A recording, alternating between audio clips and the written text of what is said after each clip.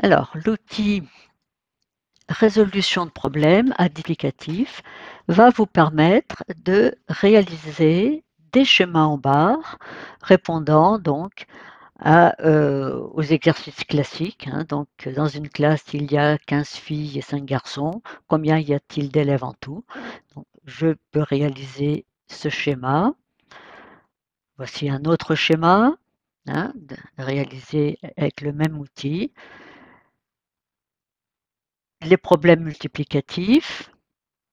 Et donc ici, par exemple, le dernier problème, hein, la maîtresse commande un cahier pour ses 25 élèves. Elle paye 150 € et on veut savoir combien coûte un cahier. Donc pour faire ces schémas, je vais utiliser, je garde celui-ci sous les yeux, je vais utiliser cet outil. Alors cet outil va vous permettre d'indiquer ce que vous voulez faire. Donc ici, je veux par exemple une étiquette supérieure. Ce n'est pas obligatoire. Je veux également une étiquette inférieure, l'étiquette bordée rouge. Je crée mon étiquette et puis ici, je vais indiquer le nombre de cases vertes ici que je veux dans mon schéma. Donc par exemple, alors là, pour les schémas du dessus, j'avais besoin de 2 cases. Ici, j'en ai besoin de, on va en mettre 6 par exemple. Voilà. Et donc,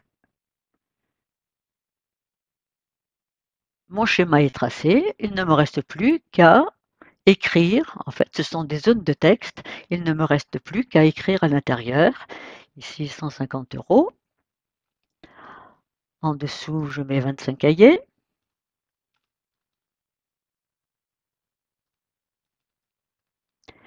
Et puis, donc ici, eh bien, alors, je peux faire des tas de choses, hein. Je peux donc mettre, effectivement, puisque je cherche le prix d'un cahier, mettre un petit point d'interrogation. Pour d'autres schémas, j'aurais peut-être besoin, alors on va faire les manipulations, hein. Pour d'autres schémas, j'aurais besoin, par exemple, de supprimer des cases vertes, ici, ou en agrandir une. Je vais enlever les contours de cette case verte, sans contour, voilà. Et puis, à l'intérieur, par exemple, je vais pouvoir, par exemple, ici, soit mettre des petits points pour, tac, tac, tac, voilà, hein, pour indiquer que ça se continue ici. Vous pouvez de la même façon remplir une case d'une couleur, etc. Donc en fait, vous pouvez modifier chacun des éléments de votre schéma en barre, hein. Donc le tout est au départ d'indiquer si vous voulez une étiquette supérieure, une étiquette inférieure, et ici faire générer un nombre de cases qui vous permettent de faire ce que vous voulez sur votre schéma.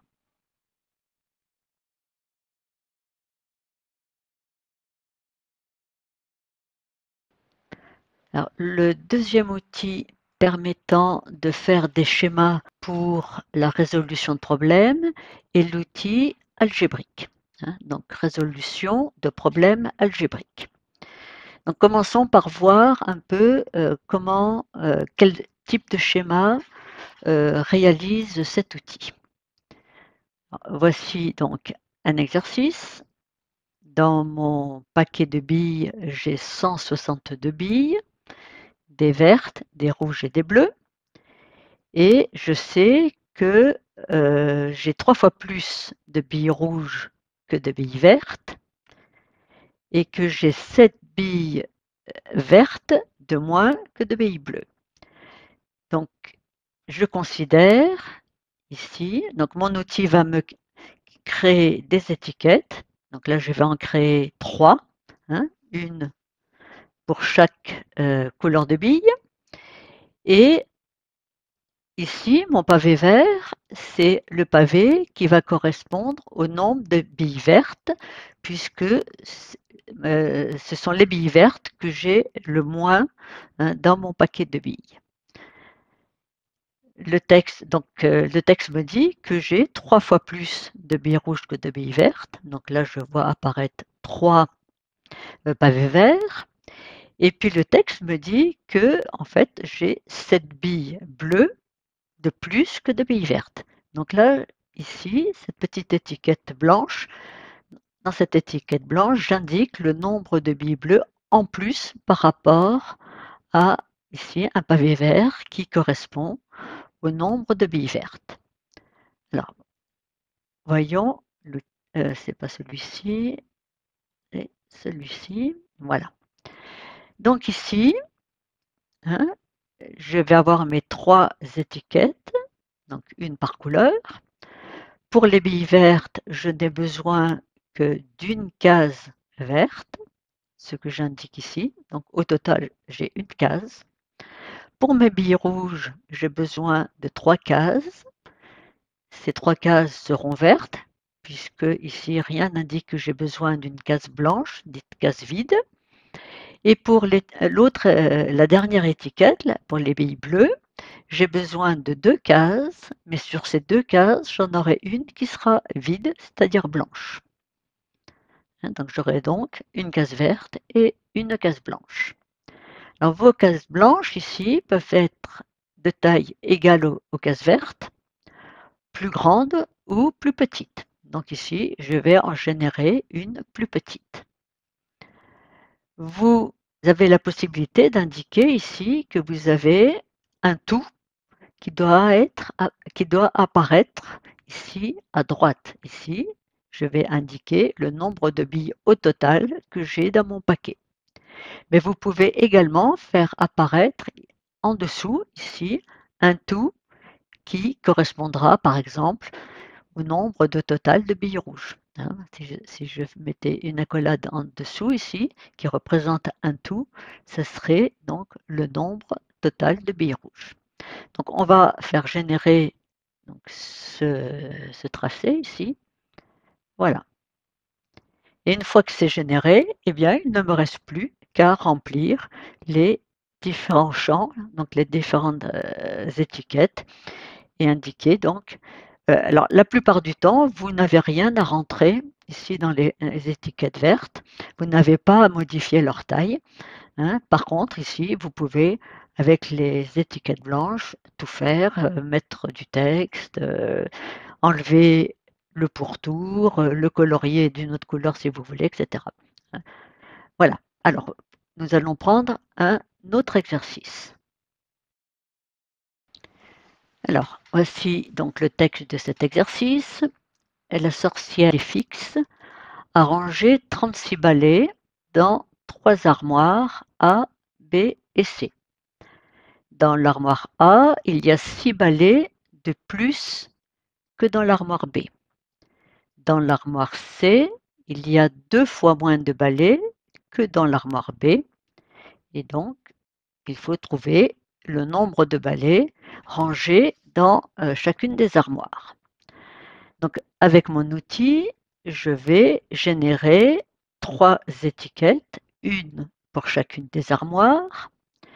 Et je vais commencer par réfléchir à quelle est l'armoire qui contient le moins de balais.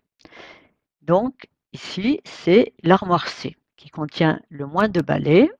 Donc, un pavé vert correspondra au nombre de balais dans l'armoire C. Je vais donc construire mon schéma à partir de cette idée.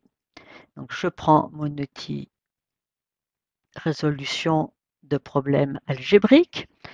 Donc, la première étiquette qui correspondra à l'armoire C, j'aurai une case et une seule, hein, qui sera une étiquette verte. Pour l'armoire B, elle a 2 fois plus de balais que l'armoire C. Donc ici, j'aurai 2 étiquettes, 2 cases qui seront vertes. Et pour mon armoire A, je sais qu'elle a le même nombre de balais que l'armoire B, plus 6. J'ai donc besoin d'une étiquette vide dans laquelle je mettrai le nombre 6. Et puis, j'ai j'aurai le même nombre de cases vertes, plus 1 en fait, hein, j'aurai 2 cases vertes plus une case blanche. Donc là, j'ai besoin au total d'avoir 3 cases pour mon armoire A. Alors ma case blanche, je vais la prendre plus petite et puis je vais générer une étiquette tout à droite, hein, pour y mettre la valeur, donc mes 36 balais au total. Donc je fais tracer.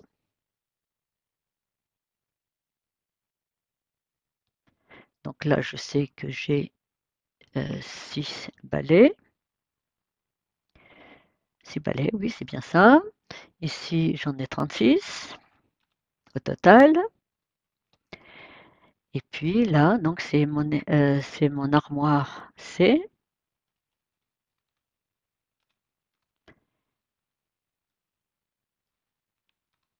Hop,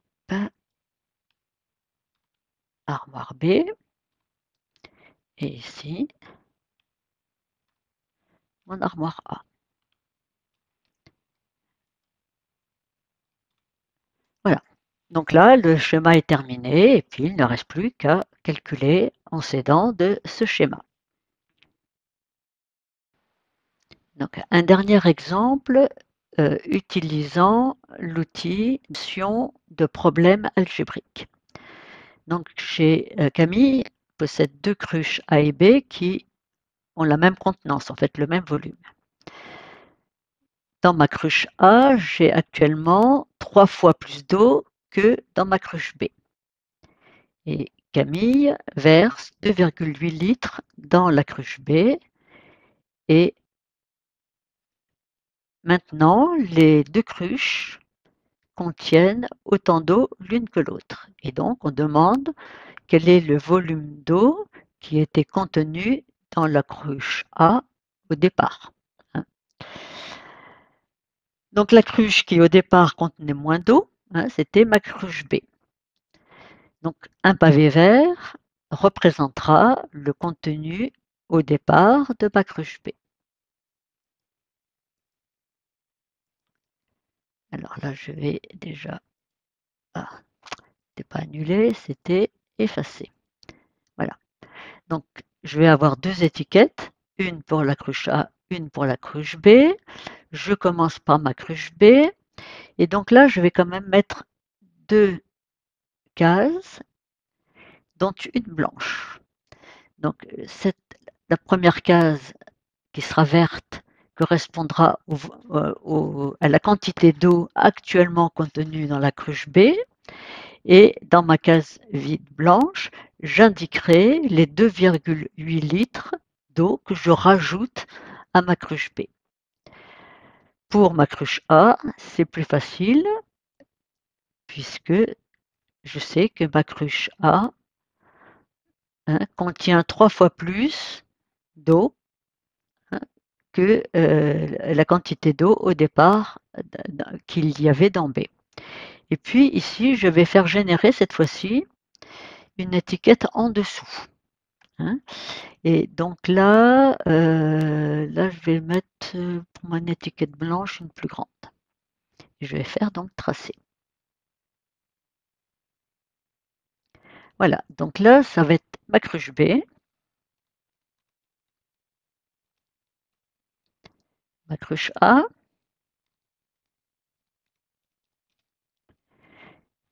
Et ici, je vais indiquer que lorsque je vais rajouter ici 2,8 litres, eh bien, à ce moment-là, mes deux cruches contiennent la même quantité d'eau.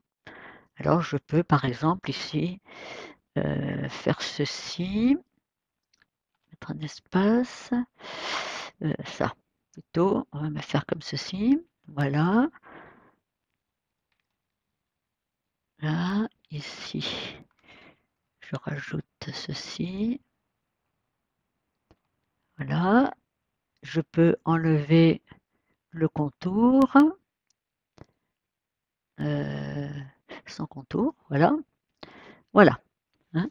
Et donc, voilà, mon chemin terminé. Et ici, hein, je vais indiquer volume d'eau, volume d'eau dans la cruche grand A. Point d'interrogation. C'est ce qu'il faut que je trouve.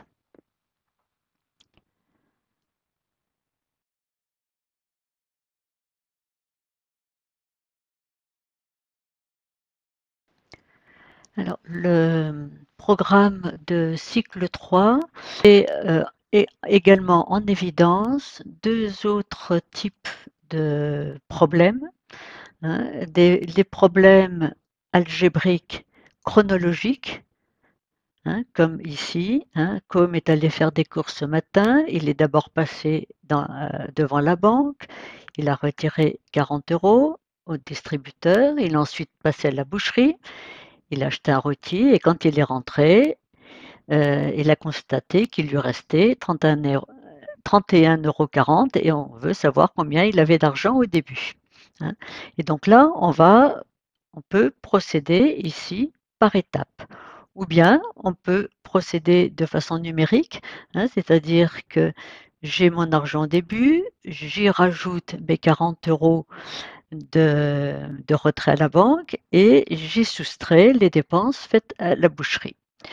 Alors, Studies offre pour ces deux types de schémas deux autres outils ici dans l'onglet numération. L'outil donc problème algébrique chronologique, c'est tout simplement la possibilité de créer une ligne du temps avec différents intervalles pour lesquels j'aurai la possibilité de remplir des zones de texte. Alors ici, par exemple, j'ai besoin de deux intervalles avec mes flèches qui vont vers la droite et donc je demande à l'outil de me tracer.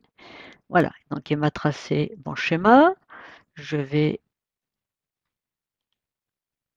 l'ancrer donc sur le texte ici. Ah, on l'a mis au-dessus, on va le mettre en dessous. Hop, voilà, je ferme. Et puis donc je n'ai plus qu'à remplir les cases. Ici, je mettrai donc argent au début, point d'interrogation. Et puis donc mes différentes étapes ici, plus 40 €, etc. Donc je remplis hein, tout bêtement donc je peux mettre retrait banque.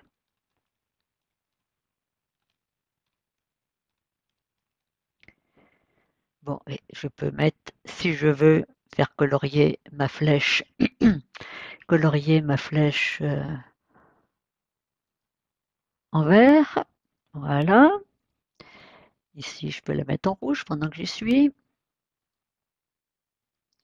Voilà. Et puis, donc ici, moins 17,80 €.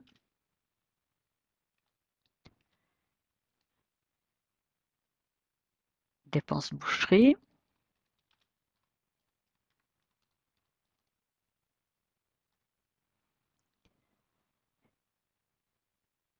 Ici, bah, je n'ai pas besoin de mes zones de texte, donc je peux tout simplement les supprimer. Et ici, donc, argent à la fin,